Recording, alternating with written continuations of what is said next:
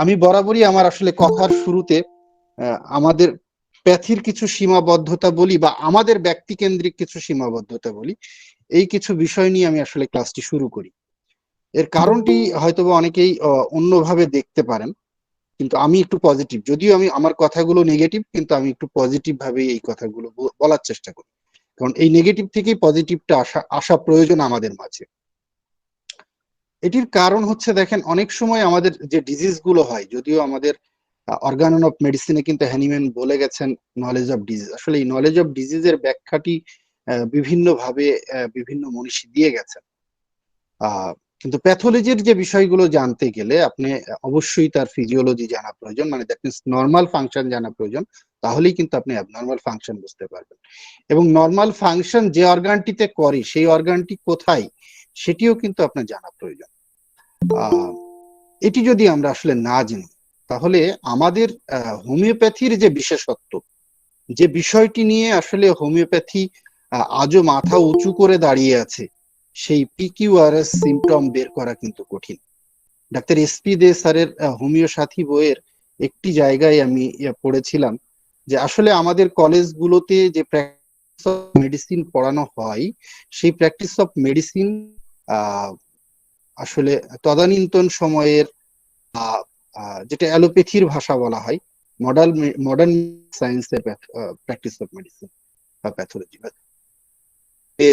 যদিও আমাদের হোমিওপ্যাথি কলেজগুলোর সাবজেক্টের নাম থাকে homeopathy practice of medicine, but আসলে হোমিওপ্যাথি পয়েন্ট অফ ভিউ থেকে ওই জায়গাটি আমরা কিন্তু আসলে বলতে পারি না, বা আমাদের শিক্ষার্থী বা আমরাও নিজেরাও শিখতে পারি না।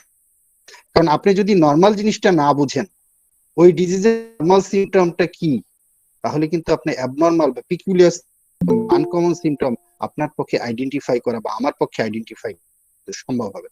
সেক্ষেত্রে আসলে আমরা চিকিৎসা ক্ষেত্রে সব ফেইলিউর হয়ে থাকি। আসলে এই ইন্ট্রোডাক্টরি বেশ কিছু কথা বলার পরেই পজিটিভ কথা যেটা বলি, সেটি হচ্ছে আমাদের এই জিনিসগুলো যদি একটু আমরা জানি। আজকে বিভিন্ন গ্রুপ, হোমিও দর্পণ সহ অনেক গ্রুপ পরিচালিত হচ্ছে, প্রত্যেক আলোচনা হয়, সেখানে সবাই সুন্দর করেন।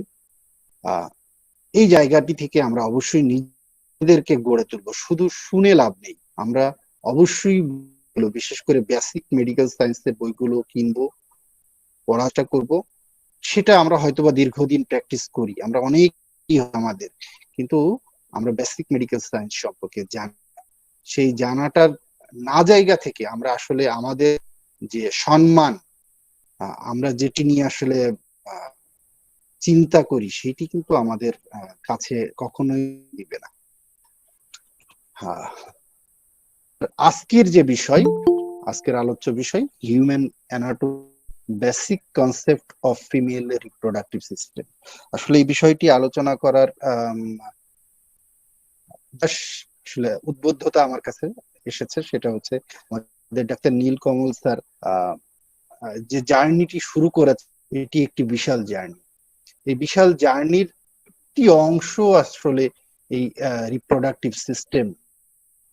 সেই রিপ্রোডাক্টিভ সিস্টেমের কি আছে, এর মধ্যে আছে, সেইটুকু আসলে আমি আপনাদের সামনে উপস্থাপন করার চেষ্টা করব।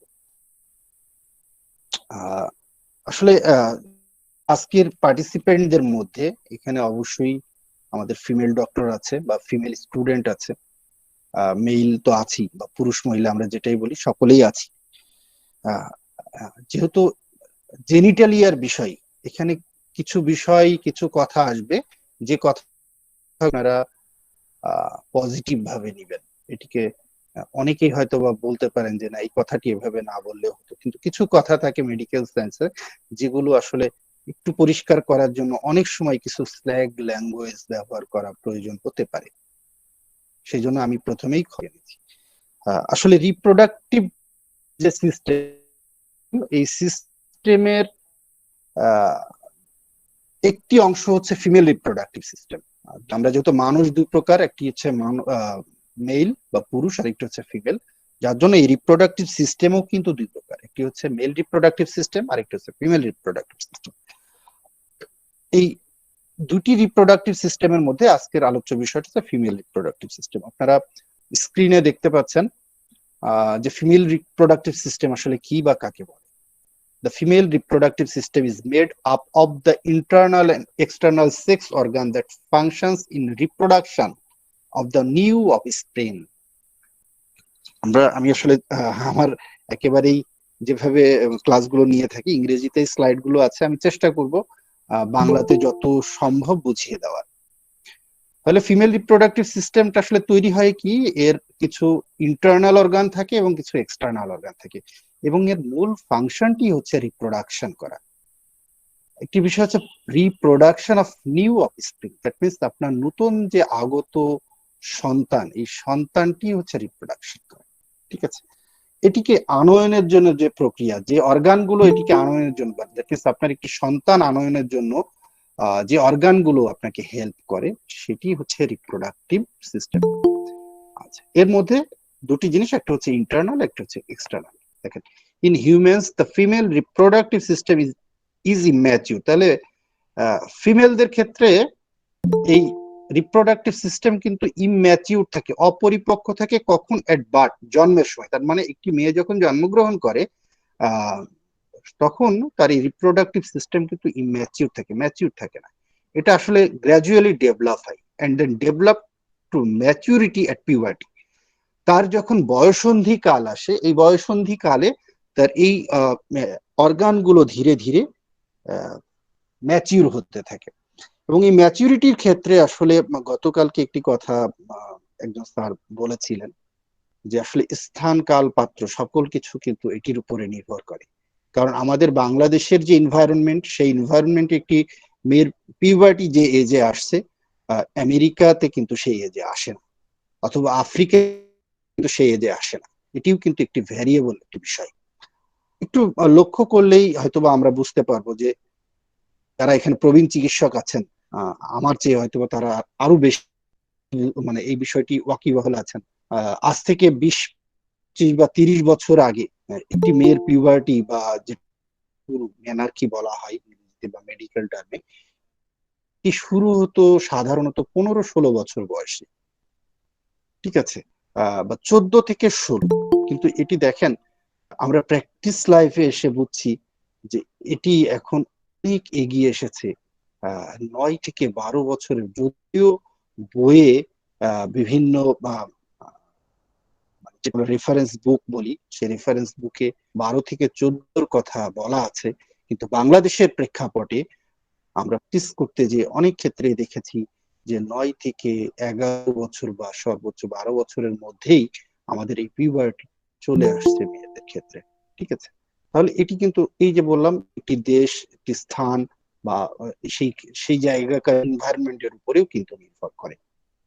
আচ্ছা, তাহলে দেখ কি বললাম, যে in human the female reproductive system is immature at birth and develops to maturity at puberty to be able to produce gamete। তার মানে কি, এই পিউবার্টি যখন আসছে তখন সে গ্যামেট প্রডিউস করতেছে, এবং এবং তার আসলে আলটিমেটলি গোল কি, মেয়ের জীবনের লাস্ট গোলটা কি হতে পারে, আমার কাছে কি আশা হতে পারবে একটি মেয়ের জীবনের কি, and to carry a fetus।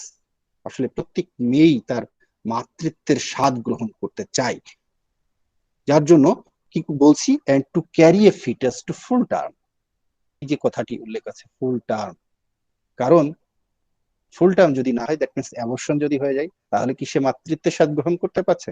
তা কিন্তু নয়।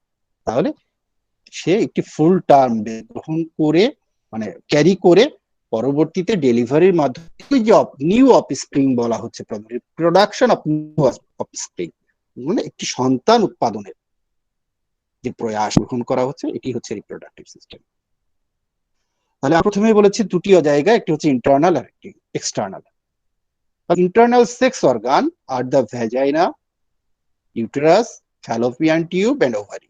এই চারটি জিনিস একটি মেয়ের ইন্টারনাল অর্গান, ভিতরে থাকে।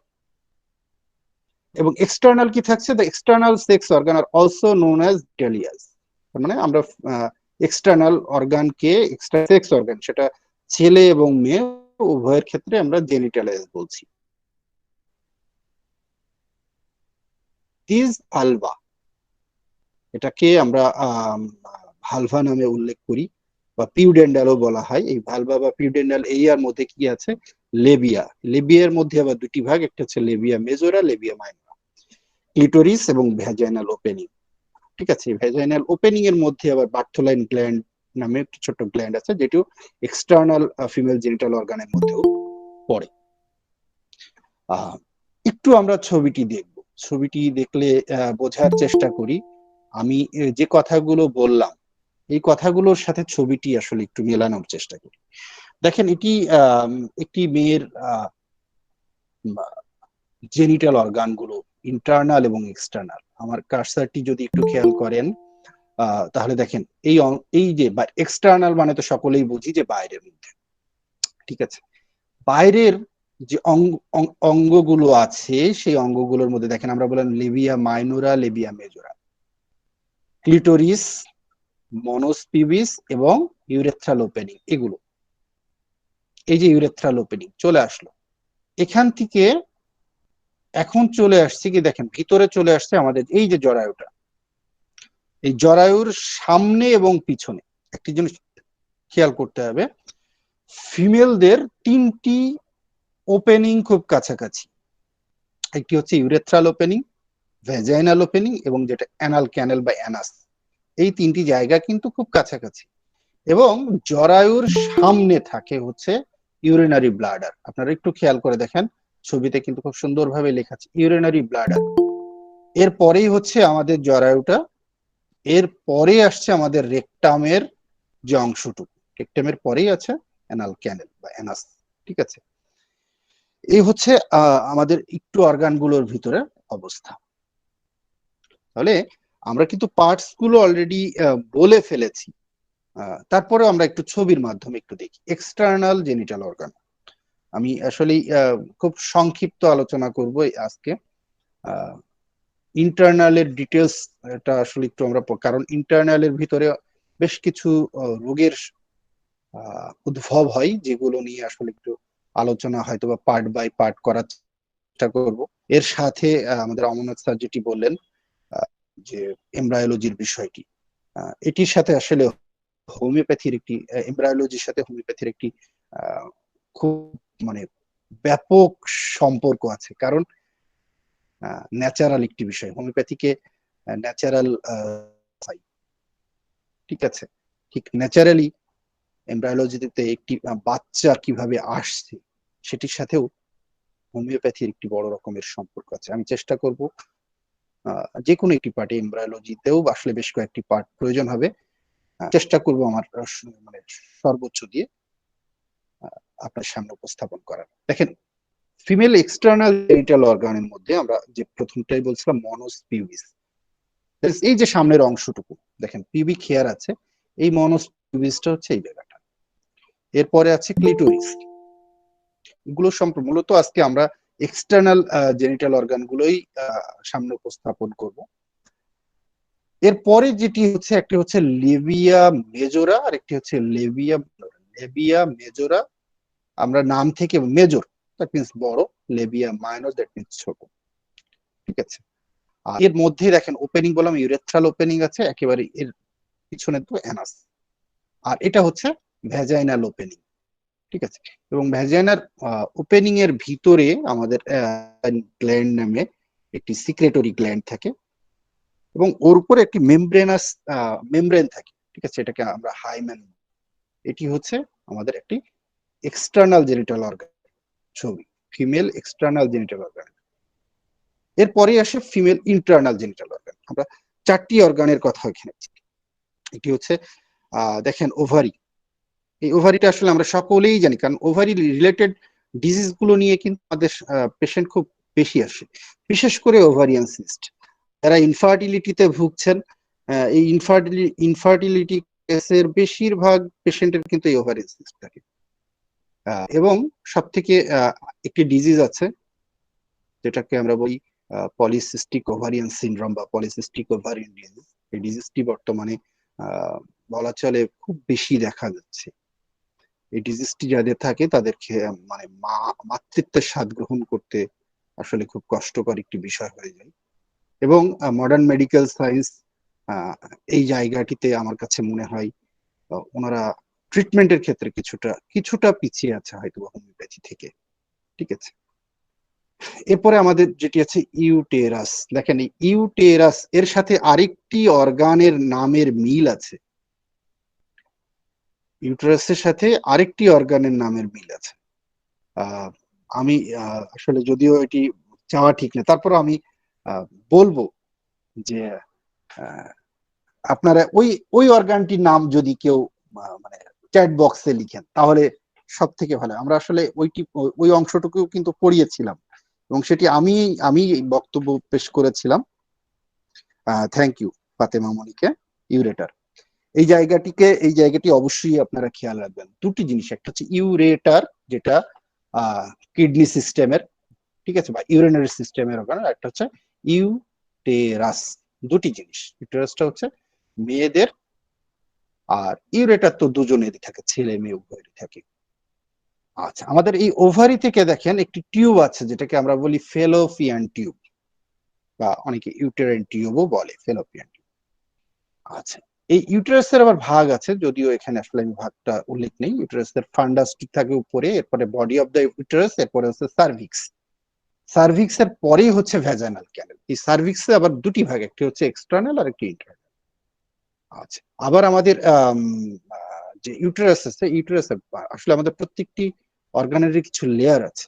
ঠিক ইউটেরাসের আমরা লেয়ার আছে, যখন আমরা এটি দ্বিতীয় পার্টে ডিটেলস পড়াবো তখন অবশ্যই আপনাদেরকে বলে দেব।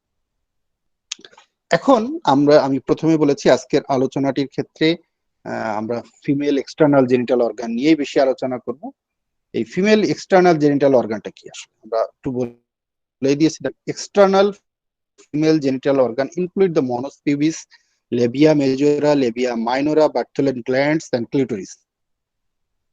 ঠিক আছে, তাহলে এই অর্গান, এই এরিয়াটাকেই বলা হয় ভালভা।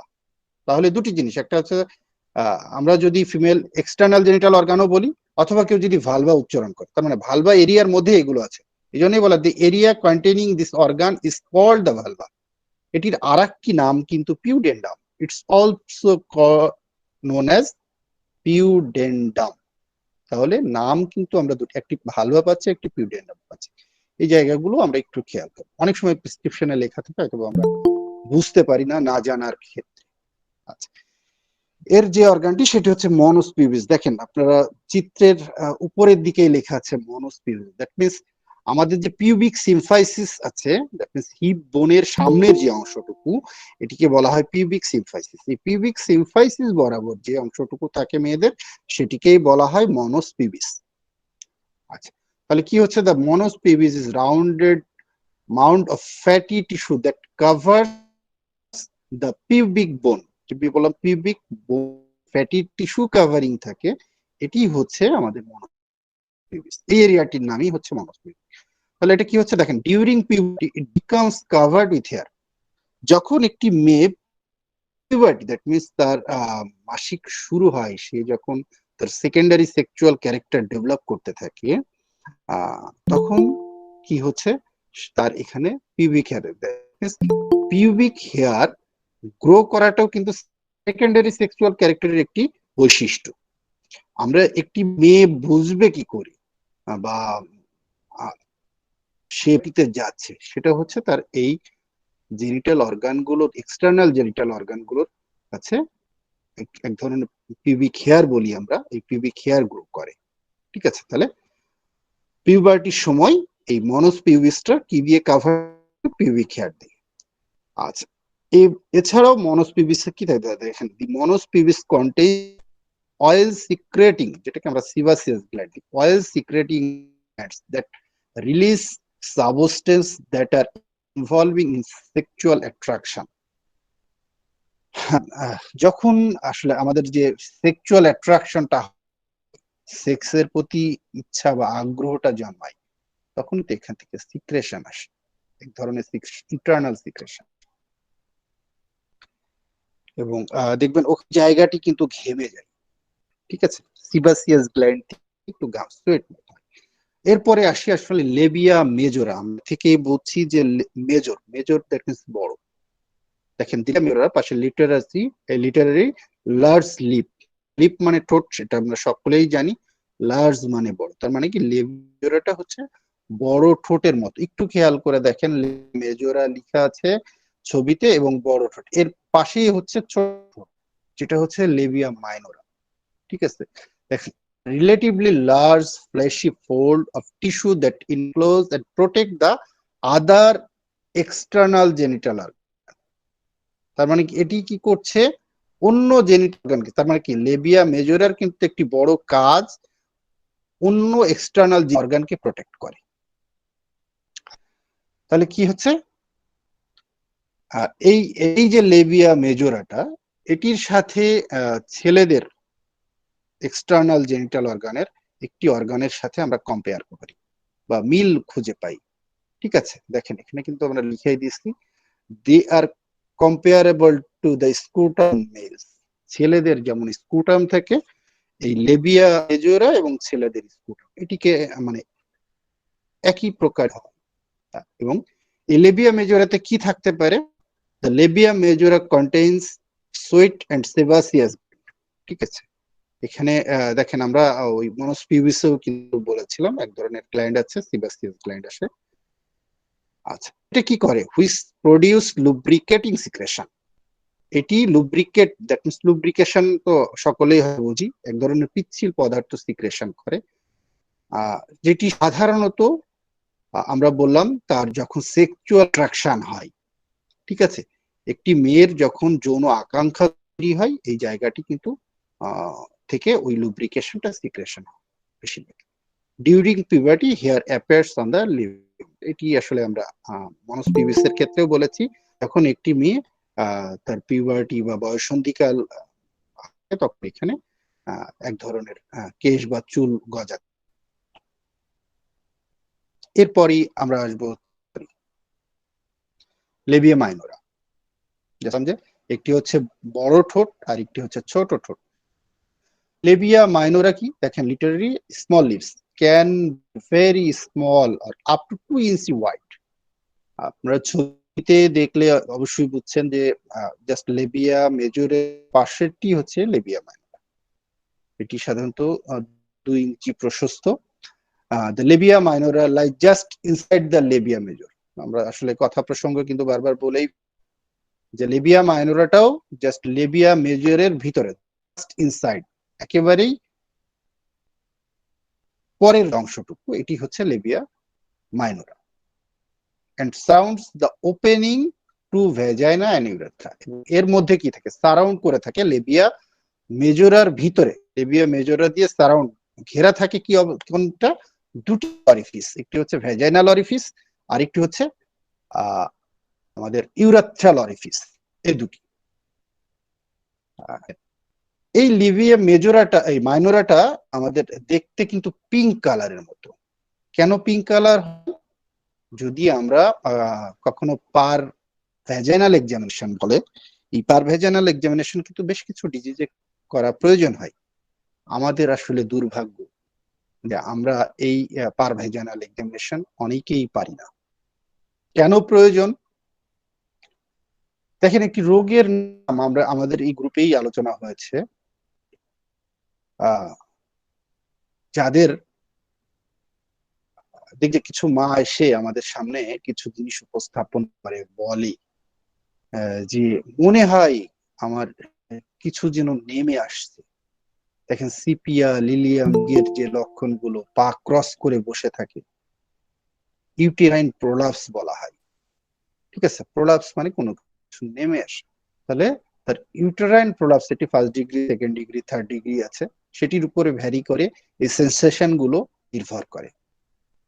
তাহলে এই যে পারভেজানাল এক্সামিনেশন করতে গেলে আপনার এখানে এই যে কোনটা লেবিয়া মেজোরা, কোনটা লেবিয়া মাইনোরা, আপনার কোনটা ভ্যাজাইনাল অরিফিস, কোনটা ইউরেথ্রাল অরিফিস, এটি তো আপনার জানা প্রয়োজন।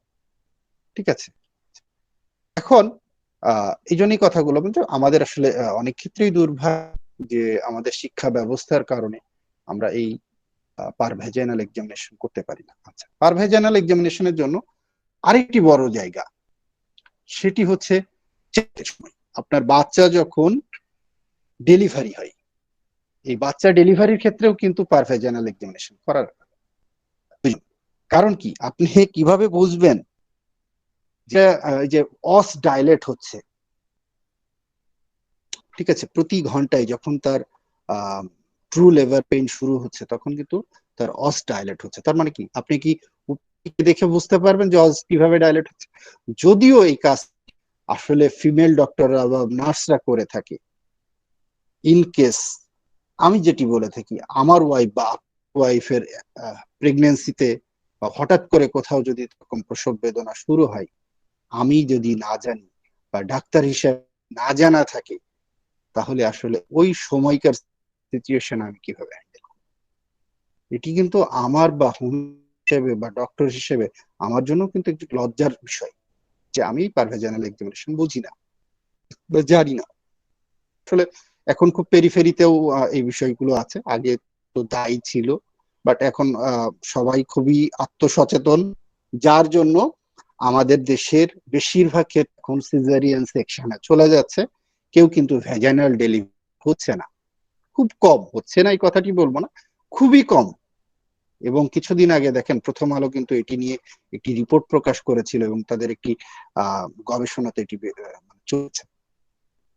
আচ্ছা, তাহলে আমরা এবার আসি যে ওই যে লেভিয়া মাইনোরার যে জায়গাটা, এটি পিঙ্ক থাকে কেন থাকে? দেখেন, it is blood supply of blood vessel given the labia minora, ওখানে আসলে দেখেন নাম্বার অফ ব্লাড ভেসেলের সাপ্লাই হয়, এই জন্য পিঙ্ক কালারটা হয়। During sexual stimulation this blood vessel engorged with blood, মানে কি, রক্তে একটি উচ্ছ্বাস তৈরি হয়, ঠিক আছে, তার জন্য ওই জায়গায় পিঙ্ক কালারটি তৈরি হয়। কারণ সেক্সুয়াল স্টিমুলেশন আসে যখন আপনার বা ছেলে বা উভয়ের ক্ষেত্রেই কারো যদি সেক্সুয়াল স্টিমুলেশন হয়, তাহলে আর এই জেনিটাল অর্গান গুলোতে ব্লাড সাপ্লাই বেড়ে যায়। এটিও কিন্তু একটি বিষয়।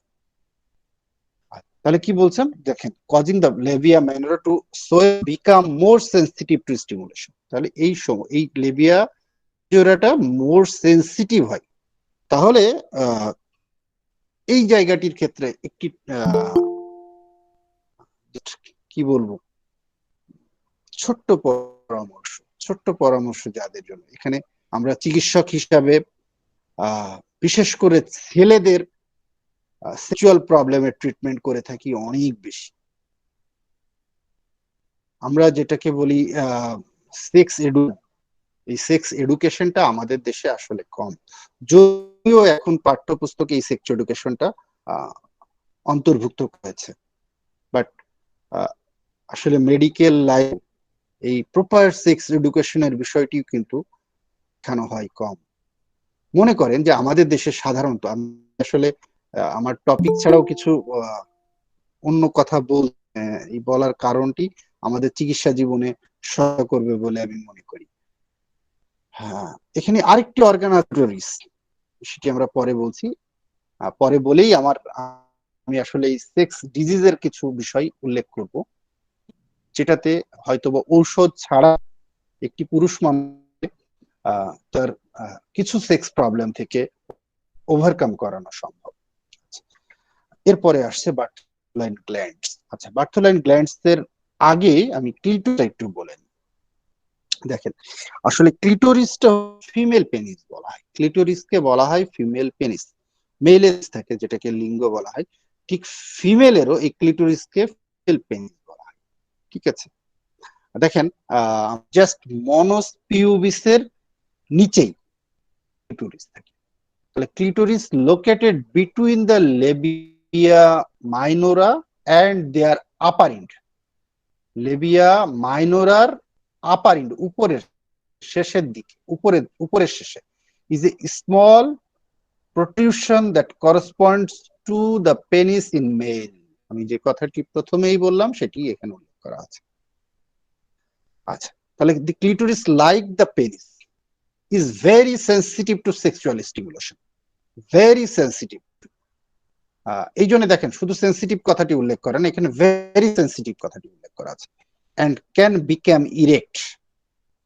আমরা সকলেই জানি যে পুরুষের লিঙ্গ, আমি ওই প্রথমে বলেছিলাম যে কিছু স্ল্যাগ ল্যাঙ্গুয়েজ হয়তো ব্যবহার করবো আমরা, পুরুষের লিঙ্গ যেটাকে আমরা বলি উত্থান বা খাড়া, যে কথাতে বলা হয়, অনেক পুরুষ মানুষ এসে কিন্তু এটি বলে যে অঙ্গ খাড়া হচ্ছে না।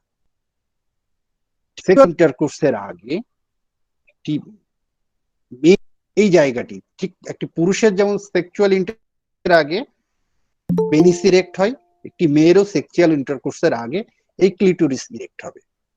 ঠিক আছে, stimulation the clitoris can result in an orgasm. এই যে বিষয়টি, দ্যাট মিন্স একটি সেক্সুয়াল ইন্টারকোর্সের যে চরম মুহূর্ত, এই যে পুলক অনুভব, এই এই যে স্টিমুলেশনটি যদি সে বেশি দেওয়া যায় এখানে, তাহলে তার অর্গাজমটা খুব দ্রুত হওয়া সম্ভব। ক্লিটোরিসকে বলছি ফিমেল পেনিস। এরপরে এসে আমরা জাস্ট আগের অংশটুকুই পরে বলছি, বার্থোলাইন গ্ল্যান্ড। এটি এক ধরনের গ্ল্যান্ড থেকে তো আমরা সকলেই জানি কিছু সিক্রেশন হয়। গ্ল্যান্ড, এটির আর একটি নাম বার্থোলাইন, মানে অ্যাপোস্ট্রোফিস এস দেওয়া আছে আর এস ছাড়া, এটার আরেকটি নাম হচ্ছে গ্রেটার ভেস্টিবুলার গ্ল্যান্ড। এটি একটু পি শেপড, ঠিক আছে, বা কি বলবো, মসুরির ডাল এরকম শেপ। দেখেন এখানে যে বার্থোলাইন গ্ল্যান্ড ছবিতে দেওয়া আছে, গোল চিহ্ন দেওয়া, ঠিক আছে। হ্যাঁ, এটি আসলে দুই পাশে দুটি থেকে পি শেপড, ঠিক আছে। আর two P shaped compound alveolar gland located slightly posterior, খুব সামান্যই পোস্টিরিয়র মানে পিছনের দিকে, and to the left and right সাইডে, পিছনে, অফ দ্য ওপেনিং অফ, আমরা বলে ভ্যাজাইনাল ওপেনিং এর জাস্ট পিছনের দিকে, অল্প একটু, খুব বেশি না, স্লাইটলি পোস্টিরিয়র, পিছনের দিকে। এবং কি হয়, ভ্যাজাইনাল ওপেনিং এর ডানে এবং বামে দুই সাইডে কি হয়, কি করে, the secrets mucus lubricate the vagina. এখান থেকে যে সিক্রেশনটা হয় আমাদের এই ভ্যাজাইনাল ক্যানেলকে কি করে, এটা ভ্যাজাইনাকে পিচ্ছিল করে দেয়। আচ্ছা, দেখেন সিপিয়া মিউরের পেশেন্ট, ফিমেল, আমাদের কাছে এসে বলে না যে আমি আমার এই কাজটির প্রতি আর ইচ্ছা নেই, অনিচ্ছা, সেক্সুয়াল ইন্টারকোর্সের প্রতি ভালো লাগে না। এই কথাটি কিন্তু মহিলাদের, যেমন পুরুষদের সমস্যা আছে, ঠিক তদ্রুপ মহিলাদের কিন্তু এরকম কিছু সেক্সুয়াল সমস্যা আছে, সেক্স ভার্সন যেটা বলা হয়, ঠিক আছে, তার ইচ্ছা করে না। এবং যদিও দেখা যাচ্ছে সংসার টেকানোর জন্য অনেক সময় এই সেক্সুয়াল ইন্টারকোর্স মেয়েরা করলেও তার যে তার হাজবেন্ড, সে কিন্তু সুখ অনুভব করে না। কারণ কি, এর একটি কারণ হচ্ছে তার যে ইনাল ক্যানেলের যে শুষ্কতা, ড্রাইনেস অফ ভ্যাজাইনা, আমরা রেপাডোরিতে পেয়ে থাকি, ঠিক আছে। এটির মূল জায়গায় হচ্ছে আমাদের এই বার্থোলাইন গ্ল্যান্ডস থেকে যে লুব্রিকেশন হওয়ার কথা, সেটি কিন্তু হয় না বা হচ্ছে না, ঠিক আছে।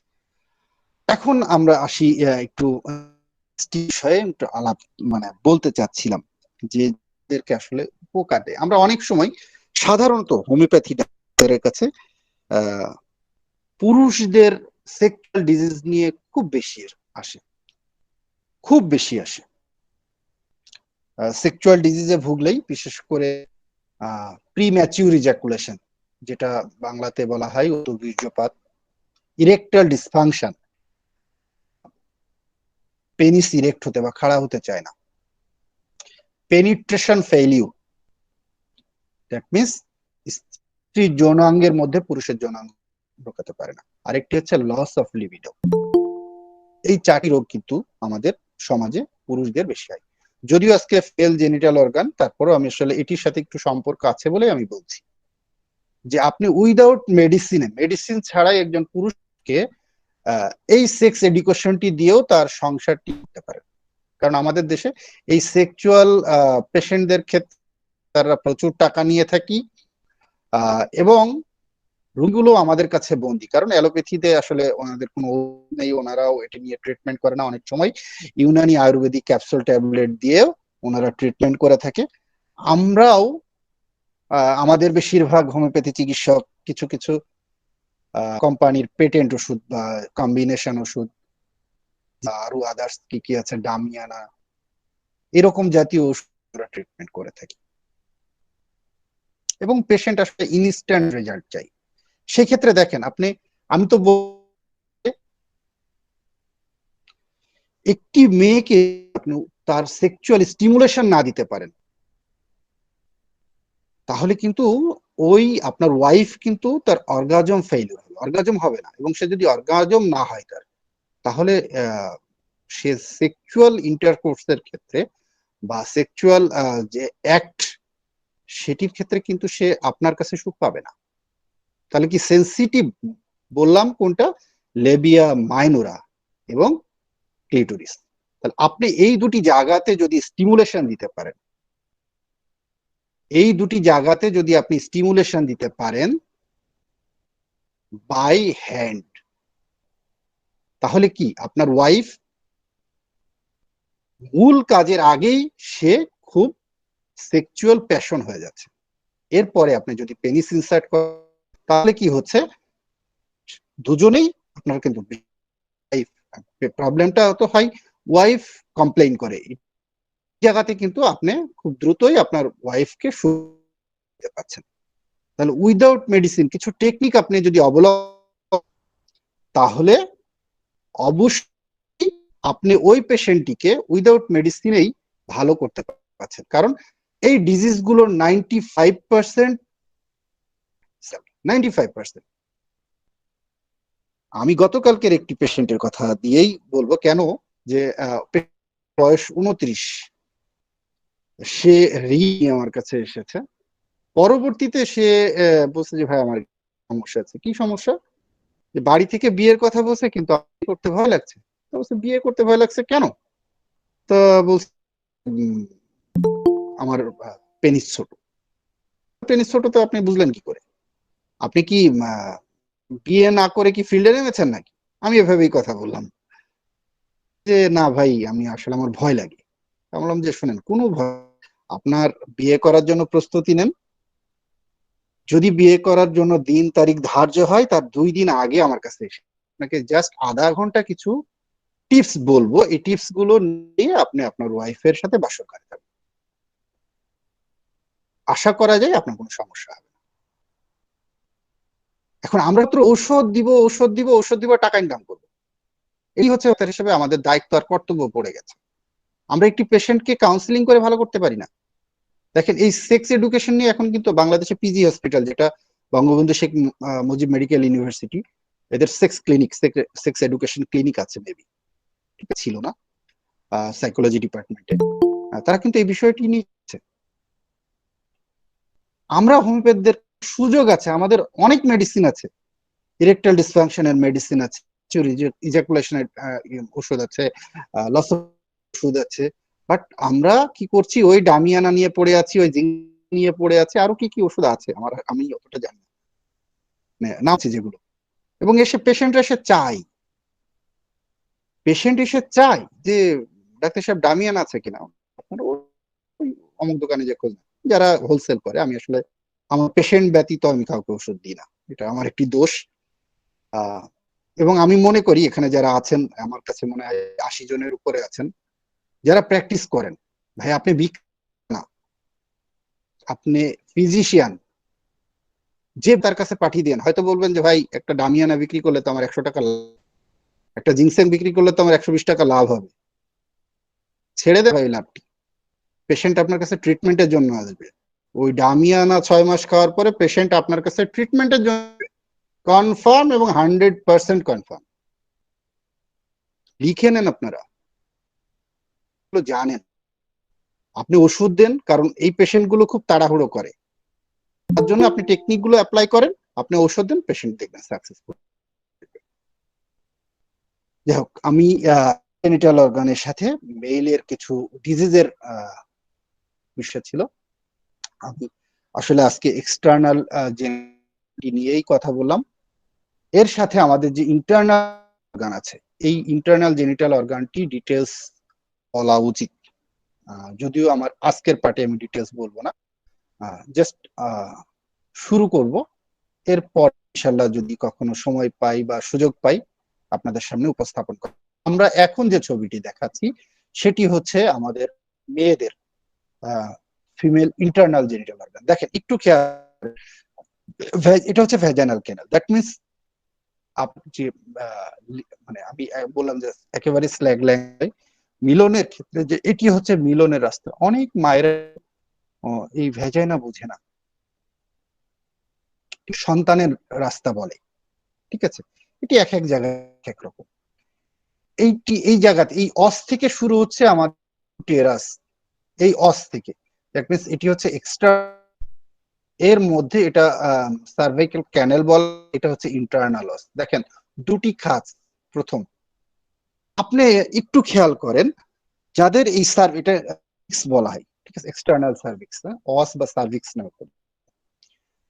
আপনি এই ক্যানিলটি কিন্তু খুব বেশি না, ভ্যাজাইনাল এক্সামিনেশন করবেন তখন যখন আঙ্গুল দিয়ে এক্সামিনেশনটা করা হয়, তার আগে যেটি করা হয়, যদি স্পেকুলাম থাকে তাহলে ডাইলেট করে তার ভ্যাজাইনাল ওটা দেখা যায়, স্পষ্টই দেখা যায়। আর যদি নাই থাকে আপনার চেম্বারে, তাহলে আপনি কিন্তু পেশেন্ট শুয়ে লিথোটমি পজিশনে শুয়ে তাকে আপনি পারভেজাইনাল এক্সামিনেশন করতে পারেন, আঙ্গুল দিয়ে আপনি অপেক্ষা করতে পারেন। দেখেন এখন ভায়া টেস্ট, কারণ আমাদের দেশে সরকারিভাবে ভায়া টেস্টটা ফ্রি প্রত্যেকটা হাসপাতালে। ভায়া টেস্ট কি করে, এই জরায়ুর মুখটাই দেখ, কারণ আমাদের জরায়ুর মুখের ক্যান্সার এখন খুব হচ্ছে, যার জন্য এই জায়গাটিতে আসলে আপনার দেখে যদি কোনো অ্যাবনর্মাল গ্রোথ থাকে, কোনো ইরোশন, তাহলে আপনার চিন্তাটা সেই দিকে ধাবিত করা। আমরা যদি সবসময় শুধুমাত্র ঔষধে দিব, উপর থেকে তার এই ভিতরের বিষয়টি বুঝতে পারবেন। আপনি হয়তো বা সিমটম নিচ্ছেন, হ্যাঁ অনেক সময় সিমটম নিয়ে মিরাকেল ঘটে, বাট যার এই মনে করেন সার্ভিসটি থার্ড ডিগ্রি বা সেকেন্ড ডিগ্রিতে চলে গেছে, তাকে আপনি করবেন। ব্লিডিং হচ্ছে, আপনি মিলিফার্মালিসার ফসফরাস দিয়েই যাচ্ছেন, ল্যাকেসিস দিয়েই যাচ্ছেন, বাট মনেই নেই যে তার এই অস্ত্রে ক্যান্সার হতে পারে। আপনি হোমিওপ্যাথি ডাক্তার হিসেবে বুঝতেই চান না যে এই এই অস্ত্রে মানে সার্ভিক্সে ক্যান্সার হতে, সিএ সার্ভিক্স হতে পারে। আলটিমেটলি এই পেশেন্টটি যখন 2 মাস 6 মাস একজন হোমিওপ্যাথি ডাক্তারের কাছে থাকার পরে আর যখন হয়নি, তখন সে যখন একজন অ্যালোপ্যাথি ডাক্তারের কাছে বা স্পেশালিস্টের কাছে যায়, পরীক্ষা নিরীক্ষা করার পরে যখন ক্যান্সার ধরা পড়ে, দোষ চলে আসে হোমিওপ্যাথি ডাক্তারের কাছে। দোষ কিন্তু ডাক্তার জাহাঙ্গীরের ঘাড়ে আসে না, দোষ আছে হোমিওপ্যাথির উপরে। হোমিওপ্যাথি ডাক্তাররা এই রোগীকে ওষুধ দিয়ে ক্যান্সার বানাই ফেলছে। এবং অবাক হবেন, আমি কিছু কিছু, হ্যাঁ সব ডাক্তার নয়, কিন্তু অনেক ডাক্তার হোমিওপ্যাথির সুনাম করে, কিন্তু এটি কিন্তু আমাদের জন্য। আমি অনেক রোগীকে শুনতে যে ডাক্তার সাহেব হোমিওপ্যাথি ওষুধ খেলে নাকি কিডনি নষ্ট। দেখেন কত বড় দোষ, যেখানে সকলেই জানে হোমিওপ্যাথি মেডিসিনের কোনো সাইড। এটিও একটি ভুল প্রচারণা। কি আমরা হোমিওপ্যাথি ডাক্তার হিসেবে এমন কিছু ঔষধ দিচ্ছি, এমন কিছু করছি যাতে রোগীর কিডনি নষ্ট হয়ে যাচ্ছে, আসলে সেই ওষুধগুলো না। তাহলে অবশ্যই জায়গাকার প্যাথোলজি, এই যে অর্গানটি কেমন, এটিও দেখাও। এরপরে আসে আমাদের ইউটারাসের বডি অফ দ্য ইউটারাস বলা হয়, উপরেরটিকে বলা হয় ফান্ডাস, ফান্ডাস অফ দ্য ইউটারাস। আছে এর লেয়ার আছে, দ্যাট মিনস আমি বললাম প্রত্যেকটা অর্গানের লেয়ার আছে, ঠিক আছে। যেমন ভিতরেরটি হচ্ছে এন্ডোমেট্রিয়াম, মাঝখানের লেয়ারটি হচ্ছে মায়োমেট্রিয়াম, এবং আউটার লেয়ার মেট্রিয়াম, ঠিক আছে। আমাদের যে মিনিস্ট্রেশন হয়, একটু খেয়াল করেন, এই মিনিস্ট্রেশনটা কি, এই মেটেরিয়াল যে শেডিংটা, এই শেডিংটা খসে পড়ে আসে, হচ্ছে মিনিস্ট্রেশন বা মাসিক যেটাই বলেন, এই এন্ড্রোমেট্রিয়ালটা পড়ে আসে। হ্যাঁ, এখানে আরেকটি রোগ এন্ড্রোমেট্রোসিস নামে কিন্তু একটা বিষয় আছে, সেটিও কিছু কিছু সমস্যা তৈরি করে আমাদেরকে। সেটি আমরা বললাম যে ইন ডিটেলস আমরা পরের ক্লাসে অবশ্যই ইনশাআল্লাহ বলা। এরপরে যেটি দেখবেন যে আমাদের একটি নালী আছে, এই ওভারির সাথে ইউটেরাইন বডিকে এই বডিকে কানেক্ট করছে, এটাকে বলা ফেলোপিয়ান টিউব, এটিকে বলা হয় ফেলোপিয়ান। দ্যাট মিনস একটি হচ্ছে ওভারি, এখানে ওভাম থাকে, ডিম বাংলায় যদি বলা হয় মেয়েদের ডিম থাকে, এই ডিমটা আসলেই কিন্তু বাচ্চা হবে। এখান থেকে ডিম যদি না আসে তাহলে বাচ্চা হবে না। এর সাথে যদি মিলনের ফলে স্পার্ম যায়, স্বামীর স্পার্ম এবং তার স্ত্রীর ওভাম, এই দুটির মিলনেই কিন্তু আমাদের বাচ্চা কনসেপশন হয়, কনসিভ করে। এবং এই যে ডিমটা, এই ফেলোপিয়ান টিউব, এই ফেলোপিয়ান টিউবের আবার 4টি ভাগ আছে, 4টি পার্ট আছে। একটু খেয়াল করেন, আমরা এই ছবিটাতে আসি। এই যে হাতের মতো দেখেন, এটা হচ্ছে ওভারি, ঠিক আছে? তাহলে এই হাতের মতো যেটা, এটাকে বলে ফিমব্রিয়া। ফিমব্রিয়ার পরের অংশ হচ্ছে ইনফান্ডিবুলাম, এরপরে হচ্ছে অ্যাম্পুলা, ইসমাস, ঠিক আছে? তাহলে এবার আসেন এই ছবিটিতে। আমরা একটু ওই যে এমব্রায়োলজির কথা স্যার বলেছিলেন, জাস্ট অল্প একটু বিষয় এখানে উল্লেখ করছি। দেখেন ডে 0, এখান থেকে ডিম এসছে, স্পার্ম এসছে, এসে এখানে দেখেন ফার্টিলাইজেশন লেখা আছে। Day 0 fertilization, that means zygote. তারপরে দেখেন সেল হচ্ছে ডে 1, ডে 2, ডে 3, ডে 4। এই ভিতরে সে ইমপ্লান্টেশন হচ্ছে 7 ডেজে দিয়ে। ফার্টিলাইজেশন হচ্ছে দ্যাট মিনস আপনার যখন তার ওভুলেশন হচ্ছে, একটি মেয়ের যখন ওভুলেশন হচ্ছে তখনই তো ডিমটা বের হচ্ছে। এবং এই ওভুলেশনের সময় যদি একটি স্বামী স্ত্রী ইন্টারকোর্সে যায় এবং স্পার্ম কোয়ালিটি ভালো থাকে এবং ওভাম কোয়ালিটি ভালো থাকে, তাহলেই তার কিন্তু জাইগোট ফর্ম হওয়ার সম্ভাবনা বেশি, দ্যাট মিনস ফার্টিলাইজেশন হওয়ার সম্ভাবনা বেশি। যদি না হয় সেটির ক্ষেত্রে তো আসলে এখানে 3টি কারণ। একটি হচ্ছে ওয়াইফের কিছু সমস্যা থাকে, ডিজিজগত, হাজবেন্ডের কিছু সমস্যা থাকে, আর কিছু সমস্যা থাকে আননোন, ঠিক আছে? যে আননোন সমস্যা আসলে কোনো ব্যাখ্যা আমরা পাই না, খুঁজে পাই না। তাহলে এই যে জায়গাটা, এই সেকেন্ড পার্ট অফ দা, এই সেকেন্ড পার্টে আমাদের ফার্টিলাইজেশনটা হয়, অ্যাম্পুলাতে ফার্টিলাইজেশনটা হয়। এটি হচ্ছে আমাদের ফেলোপিয়ান টিউব, এবং এসে আমাদের বডি অফ দা ইউটেরাসে দেখেন এই ইনার সেলে, এখানে কিন্তু এই যে এমব্রায়ো, এই দেখেন লেখা আছে এমব্রায়ো, এখান থেকেই আমাদের এই যে বাচ্চাটি ছোট ছোট ধীরে ধীরে ধীরে ধীরে ডে বাই ডে, আমাদের এই যে 280 দিন আমরা বলি, ঠিক আছে? এই ডে বাই ডে এর যে প্রোগ্রেস, ঠিক আছে, সেই প্রোগ্রেসটি হচ্ছে আমাদের বাচ্চা হওয়ার, ওই যে বললাম প্রথমেই একটি কথা বললাম, প্রোডাকশন, রিপ্রোডাকশন অফ অফস্প্রিং। আমাদের আলটিমেটলি গোলটি হচ্ছে ছিল একটি বাচ্চা বা সন্তান দানের ক্ষেত্রে, সেই জায়গাটি আমাদের এই ফার্টিলাইজেশনের ক্ষেত্রে আসে। আসলে আজকে এ পর্যন্তই আমি শেষ করতে চাচ্ছি। ধন্যবাদ সকলকে। যদি আমার বক্তব্যে কোনো ত্রুটি থাকে অবশ্যই ক্ষমা করে দিবেন, কারণ আমি খুবই স্বল্প জ্ঞানের একজন মানুষ, আমার অতটি জ্ঞান নেই। তারপরে যতটুকু কথা বলার সুযোগ দিয়ে বলার চেষ্টা করেছি। ধন্যবাদ সকলকে। আসসালামু আলাইকুম।